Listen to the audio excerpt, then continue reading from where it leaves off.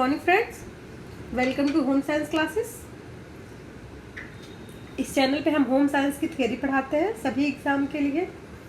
अगर आपको home science पढ़ना है तो आप चैनल को सब्सक्राइब करें, बेल आइकन को प्रेस कर लें ताकि नोटिफिकेशन आपको मिले और वीडियो को आप इजीली देख पाए। अभी आप सबको पता है कि मुख्य सेविका का एग्ज़ाम है, तो उसके पॉइंट ऑफ व्यू से विवाह टॉपिक, उसमें विवाह टॉपिक भी सिलेबस में उसके इंक्लूड है, तो हम विवाह टॉपिक पढ़ा रहे हैं। आज इसकी थियरी करवा दे रहे हैं, शाम में इसका क्वेश्चन करवा देंगे, थोड़ी देर बाद इसका क्वेश्चन करवा देंगे, ठीक है, इसके नेक्स्ट वीडियो में। चलिए फिर स्टार्ट कर लेते हैं। देखिए, प्राचीन भारतीय सामाजिक व्यवस्था में वर्णित पौरस संस्कारों में विवाह एक महत्वपूर्ण तथा आवश्यक संस्कार है। ऋग्वेद तथा अथर्ववेद में वैवाहिक विधि विधानों की व्याख्या मिलती है। इस संस्कार के द्वारा स्त्री पुरुष गृहस्थ जीवन में प्रवेश करते हैं। वास्तव में विवाह व्यक्तिगत अथवा सामाजिक कृत्य होने के साथ साथ एक धार्मिक कृत्य भी है। विवाह कर स्त्री पुरुष संतान उत्पन्न कर पितृ ऋण से मुक्ति प्राप्त करते हैं। पितृ कार्य के अधिकारी पुत्र की प्राप्ति वैध विवाह द्वारा ही संभव है। ओके, अवैध पुत्र कार्य का अधिकारी नहीं है। इसीलिए प्राचीन काल में, अब वैध और अवैध से क्या मतलब, शादी करने के बाद जो बच्चे पैदा होते हैं उनको ही तो पिता का संपत्ति का अधिकार मिलता है। जो बगैर शादी के अवैध पुत्र पैदा हो जाए उसे कभी पिता की संपत्ति में अधिकार मिलता है? नहीं मिलता है। वही चीज़ बता रहा है। इसीलिए प्राचीन काल से ही भारतीय समाज में प्रत्येक पुरुष के शास्त्रानुसार विवाह को अति आवश्यक बताया गया है। विवाह संस्कार का पूर्ण वितरण हमें गृह सूत्रों से प्राप्त होता है। ओके, देखिए विवाह के प्रकार। विवाह कितने प्रकार के? गृह सूत्रों में अधिकांश गृह सूत्र एक ग्रंथ है। गृह सूत्रों में दो प्रकार के विवाहों का उल्लेख मिलता है, एक ब्रह्म विवाह, दूसरा अशुद्ध विवाह। जबकि स्मृति ग्रंथों में, एक स्मृति ग्रंथ, ठीक है, इसमें 8 प्रकार के विवाहों का उल्लेख है। ब्रह्म विवाह, देव विवाह, आर्ष विवाह, प्रजापत्य विवाह, असुर विवाह, गंधर्व विवाह, राक्षस तथा पैशाच। प्रथम 4 विवाह तो प्रशंसनीय माने गए हैं, लेकिन बाद के 4 विवाह निंदनीय माने गए हैं। ओके, मनु ने कहा है। तथा अश्वालन ने भी 8 प्रकार के विवाहों का उल्लेख किया है, जिसका संक्षिप्त वर्णन इस प्रकार है। ठीक है, संक्षिप्त में जल्दी बता देंगे हम। ब्रह्म विवाह का अश्वालन गृह सूत्र याज्ञवल्क्य के स्मृति, मनुस्मृति तथा वरिष्ठ स्मृति के अनुसार, इन सभी लोगों के अनुसार यह सर्वोत्तम प्रकार का विवाह था। ब्राह्मणों के योग समझा जाने के कारण इसमें ब्रह्म की संज्ञा दी गई है। इस विवाह को ब्रह्मा की संज्ञा दी गई है। इस प्रकार के विवाह में पिता अथवा अभिभावक उत्तम सजातीय योग्य वर को आमंत्रित कर वस्त्र और आभूषण से अलंकृत कर अपनी कन्या को धार्मिक विधि विधान के अनुसार, जो हमारा विवाह प्रचलित है, जिस तरह का विवाह हमारे समाज में धार्मिक विधि विधान के अनुसार वर को देता था तथा प्राचीन भारतीय समाज में इस प्रकार के विवाह का सर्वाधिक प्रचलन था। वर्तमान में इस प्रकार के विवाह का भी प्रचलन है, अभी भी इसी प्रकार के विवाह का प्रचलन है। ठीक है, दूसरा दैव विवाह था। ब्रह्मा विवाह की तुलना में यह निम्न कोटि का विवाह था, लेकिन इस प्रकार के विवाह में कन्या पक्ष द्वारा कन्या को वस्त्र भूषणों से अलंकृत कर यज्ञ करने वाले पुरोहित को दान में दे दिया जाता था। क्योंकि कन्या का यह दान दैव यज्ञ के अवसर पर ही किया जाता था, अथवा इस विवाह को दैव विवाह के नाम से जाना जाता था। गलत तो ये भी था, लेकिन इसे दैव विवाह के नाम से जाना जाता था। ओके, दैव यज्ञ के समय कन्यादान करना प्राचीन काल में कल्याणकारी समझा जाता था। इसी कारण प्राचीन समाज में इस विवाह का प्रचलन था। कभी कभी दैव यज्ञ के अवसर पर राजा अपनी दासियों को पुरोहित को दान में दे दिया करते थे। कालांतर में जैसे जैसे यज्ञ का अनुष्ठान का ह्रास होने लगा, वैसे वैसे इस प्रकार के विवाह का प्रचलन कम हो गया और अब तो समाप्त ही हो चुका है। ठीक है, जो अगला विवाह था वो आर्य विवाह है। आर्य विवाह क्या था? इस विवाह में, जो ये आर्य विवाह था, इस प्रकार के विवाह में कन्या का पिता वर से 1 अथवा 2 गाय धार्मिक कृत्यों हेतु लेकर अपनी कन्या को दान में दे दिया करता था। यह गाय लेना कन्या का मूल्य नहीं था। कुछ विद्वानों का विचार है कि विवाह केवल ऋषियों के साथ ही किया जाता था, इसीलिए इस विवाह को आर्ष विवाह कहते हैं। डॉक्टर अविनाश चंद्र ने लिखा है, एक डॉक्टर अविनाश चंद्र ने रिसर्च किया, तो इन्होंने लिखा है कि जब उसके विस्तृत ज्ञान तथा आध्यात्मिक योग्यता के कारण किसी ऋषि के साथ किसी कन्या का विवाह कर दिया जाता था तो विवाह का वह प्रकार आर्ष विवाह कहलाता था। ठीक है। जो नेक्स्ट विवाह था वो असुर विवाह था। असुर विवाह क्या था? 4 विवाह, ये चारों विवाह तब भी मान्यता, सामाजिक मान्यता थी, सही था। अब ये 5वां विवाह है, असुर विवाह। मनु के अनुसार जिस विवाह में पुरुष कन्या के माता पिता को यथाशक्ति धन देकर कन्या को प्राप्त कर ले उसको असुर विवाह कहा जाता। मान लो कोई गरीब व्यक्ति है, अब उसकी कन्या से विवाह करना है तो राजा क्या करता था, या फिर जो जिस लड़के को शादी करनी वो बहुत सारा धन देता था उसके माँ बाप को और कन्या को लेकर जाता था, ठीक है, उससे विवाह कर लेता था। इस प्रकार के विवाह को वर पक्ष एवं कन्या पक्ष के मध्य कन्या का क्रय विक्रय होता था।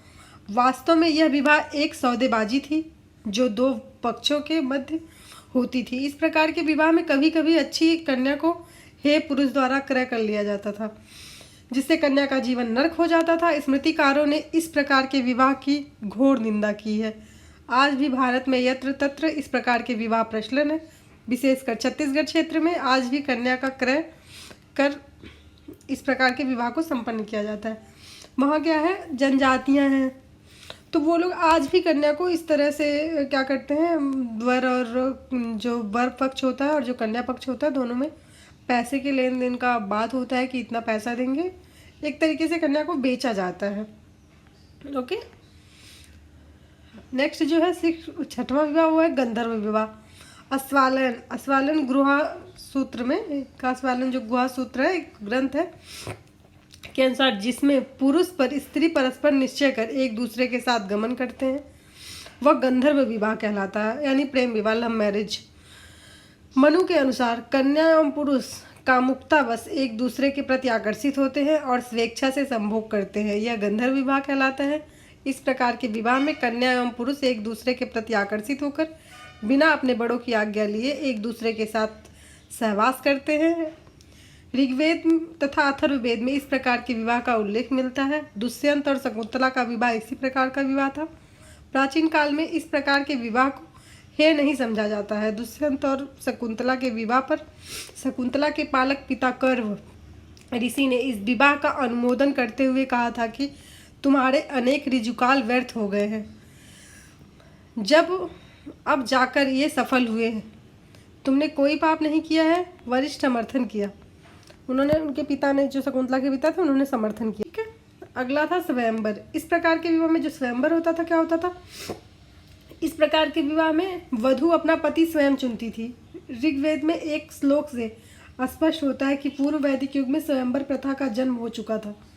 महाकाव्य काल में यह प्रथा काफी प्रचलित हुई थी। सीता स्वयंवर तथा द्रौपदी स्वयंवर इसी के उदाहरण है।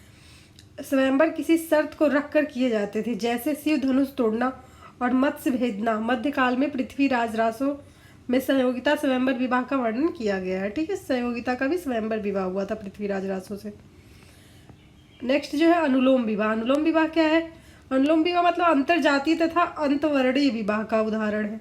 वैदिक युग में वर्ण और जाति का बंधन कठोर नहीं था, इसीलिए इस प्रकार के विवाहों का प्रचलन था। अनुलोम विवाहों में पुरुष ऊंचे वर्ण का होता था तथा स्त्री निम्न वर्ण की होती थी। च्यवन ऋषि द्वारा उनका जो क्षत्रिय राजकुमारी सुकन्या थी उनका विवाह इसी तरह हुआ था। ठीक है, उच्च कुल का पुरुष और निम्न कुल की कन्या। जो प्रतिलोम विवाह होता है, प्रतिलोम विवाह समाज में अत्यंत निंदनीय समझा जाता है। इस कन्या को उच्च वर्ण की कन्या जो होती है वो उच्च वर्ग की होती है और पुरुष जो निम्न वर्ग का होता है। इनसे उत्पन्न संतान निष्कृष्ट और अस्पष्ट ही समझी जाती है। जो इनसे संतान, इनके जो बच्चे होते हैं उनको बहुत ही निंदनीय दृष्टि से देखा जाता है। ब्राह्मण कन्या अगिरषि पत्नी की समाज निम्न वर्ण के पुरुष को उच्च वर्ण की कन्या से विवाह करने का अधिकार नहीं देता था। इस विवाह से उत्पन्न संतान को धर्मच्युत कहा जाता था। क्षत्रिय भावाभिकी तथा आपस्तंभ द्वारा इस प्रकार के विवाह को अधार्मिक बताया गया है। नेक्स्ट विवाह जो है वो है पैशाच विवाह। गौतम तथा विष्णु के अनुसार सोई हुई अथवा पागल कन्या के साथ मैथुन करना पैशाच विवाह कहलाता है। इस प्रकार का विवाह तथा पुरुष अचेतन अवस्था अथवा पागल अवस्था में कन्या के साथ बलपूर्वक संभोग कर लेता है। इसके पश्चात कन्या के सामने विवाह के अतिरिक्त कोई अन्य रास्ता नहीं होता। जिसे आज रेप कह सकते हैं आप। समाज भी इस प्रकार के विवाह को वैधता इसीलिए प्रदान कर देता था जिससे संबंधित कन्या को समाज में उचित स्थान मिल सके। वास्तव में यह अप्रशस्त प्रकार का विवाह था। इसमें प्रेम की भावना तो किंचित मात्रा भी नहीं होती थी। अब राक्षस विवाह। मनु के अनुसार रोती बिलखती कन्या को बलपूर्वक अपहरण कर उससे किया गया विवाह राक्षस विवाह कहलाता है। इस प्रकार की विवाह पद्धति युद्धप्रिय जनों में प्रचलित थी। संभवतः इसीलिए इस विवाह को छात्र विवाह भी कहा जाता है। मनु के अनुसार इस प्रकार के विवाह को क्षत्रियों के लिए उचित था। कृष्ण रुक्मिणी तथा पृथ्वीराज राजस्व संयोगिता का विवाह इसी प्रकार के विवाह का कुछ उदाहरण। प्रजापत्य विवाह। अस्वालन गृह सूत्रों के अनुसार जिस विवाह में पति पत्नी को समान आचरण का उपदेश दिया जाता है था और प्रजापत्य विवाह कहलाता था। इस प्रकार के विवाह में वर पक्ष कन्या के पिता से कन्या मांगता था। प्रजा अर्थात संतान के हेतु विवाह बंधन में बंधने के कारण इस प्रकार के विवाह को प्रजापत्य विवाह कहा जाता है। श्रेष्ठता की दृष्टि से इस विवाह का चतुर्थ स्थान था। मनुस्मृति ने जो 8 प्रकार के विवाह का उल्लेख किया था, जो मनुस्मृति ने 4 प्रशंसनीय विवाह का उल्लेख किया था, वो क्या था? ब्रह्म विवाह। ब्रह्म विवाह कन्या के वयस्क होने पर उसके माता पिता द्वारा योग्य वर खोजकर उसकी अपनी कन्या का विवाह कर देते थे। दैव विवाह यज्ञ करने वाले पुरोहित के साथ कन्या का विवाह। आर्ष विवाह कन्या के पिता द्वारा यज्ञ कार्य हेतु 1 अथवा 2 गाय के बदले अपनी कन्या का विवाह कर देना। प्रजापत्य विवाह वर स्वयं कन्या के पिता से कन्या का हाथ मांगता था। निंदनीय विवाह जो था असुर विवाह, कन्या के पिता द्वारा धन के बदले कन्या का विक्रय कर देना। गंधर्व विवाह कन्या तथा वर प्रेम अथवा कामुकता के वशीभूत होकर विवाह कर लेते थे। पैशाच विवाह सोई हुई अथवा पागल कन्या के साथ सहवास कर विवाह करना। राक्षस विवाह बलपूर्वक कन्या को छीनकर उससे विवाह करना। साथ ही वैदिक काल में अन्य विवाह के प्रकार हैं वो बाल विवाह है। वैदिक काल में कन्या विवाह के प्रचलन का कोई संकेत नहीं मिलता, लेकिन बाद में बाल विवाह प्रारंभ हो गए थे। धर्म सूत्रों तथा स्मृतियों के अल्पवय विवाह का समर्थन किया गया है। मौर्य काल में कौटिल्य ने विवाह योग्य कन्या अथवा कन्या की जो उम्र है वो 12 वर्ष मानी है। मेघा तिथि में कन्या का विवाह 8 वर्ष की अवस्था में आयु में करने की सलाह दी गई है।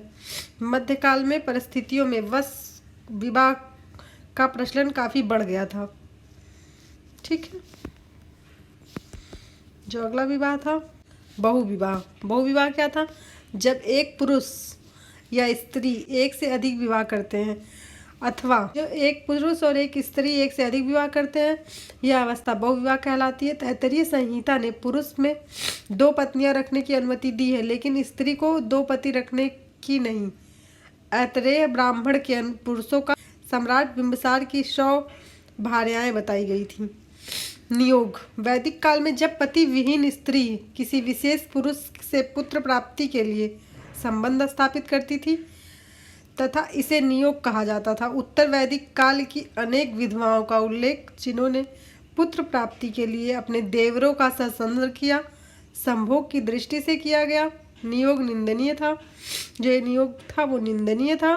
क्या होता था कि जैसे बड़े बड़े राजा हैं, उनके अगर पुत्र नहीं हुए तो वो अपने देवरों के साथ संबंध बनाती थी और उनसे बच्चा पैदा करती थी। इस विवाह को बाद में समझा गया कि हाँ, ये एक निंदनीय विवाह है, तो इसे हटा दिया गया। ठीक है, चलिए आज के लिए बस इतना ही। विवाह टॉपिक ख़त्म हुआ है। मैं इसका क्वेश्चन नेक्स्ट वीडियो में करवा दूंगी आपको। Thank you for watching this video. Take care all of you.